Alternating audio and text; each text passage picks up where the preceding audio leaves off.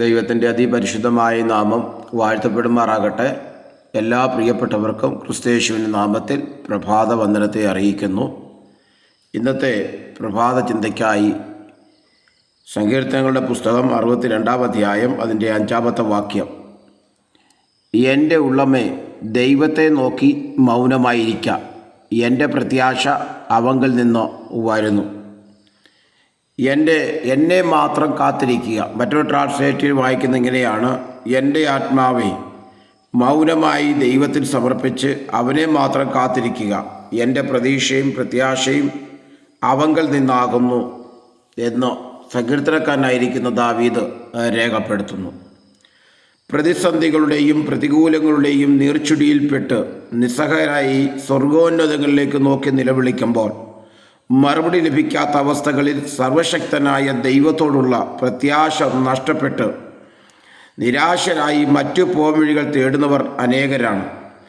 ദൈവം നമ്മുടെ വിശ്വസ്തതയുടെയും വിശ്വാസത്തിൻ്റെയും മാറ്റുരച്ചു നോക്കുന്ന നേർപ്പാടുകളിൽ ദാവീദിനെ പോലെ ദൈവത്തിൽ സമർപ്പിച്ച് മൗനമായി കഷ്ടങ്ങൾ സഹിച്ച് പ്രത്യാശയോടെ യഹോവയ്ക്കായി കാത്തിരുന്ന് അനുഗ്രഹങ്ങൾ പ്രാപിക്കുവാൻ നമുക്ക് ഓരോരുത്തർക്കും കഴിയണം.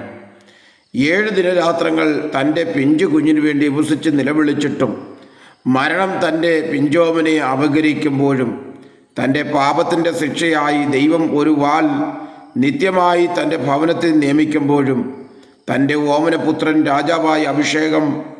രാജാവായി അധികാരം പിടിച്ചെടുക്കുമ്പോഴും ഷിമയുടെ ശാപവർഷങ്ങളേറ്റ് പ്രാണരക്ഷാർത്ഥം യഹൂദാ മരുഭൂമിയിലേക്ക് ഓടിപ്പോകുമ്പോഴും സിക്ലാഗിൽ തൻ്റെ അനുജന്മാരുടെയും ഭാര്യമാരും കുഞ്ഞുങ്ങളുമടക്കം സർവ്വവും നഷ്ടപ്പെടുമ്പോഴും ദാവീദ് പിറുപിറുപ്പില്ലാതെ പരാതികളില്ലാതെ മൗനമായി കണ്ണുനീരോടെ ദൈവം പ്രവർത്തിക്കുന്നതിനായി കാത്തിരുന്നു.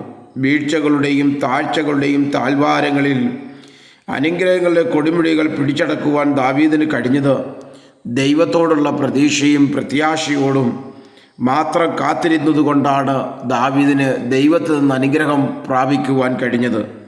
അതുകൊണ്ട് എൻ്റെ ശബ്ദം കേൾക്കുന്ന പ്രിയ ദൈവ പൈതലേ, പ്രിയ സഹോദര, പ്രിയ സഹോദരി, പ്രിയ മാതാവേ, പ്രിയ പിതാവേ, പ്രാർത്ഥനകൾക്ക് മറുപടി ലഭിക്കുവാൻ താമസിക്കുമ്പോൾ താങ്കൾ നിരാശപ്പെടാറുണ്ടോ?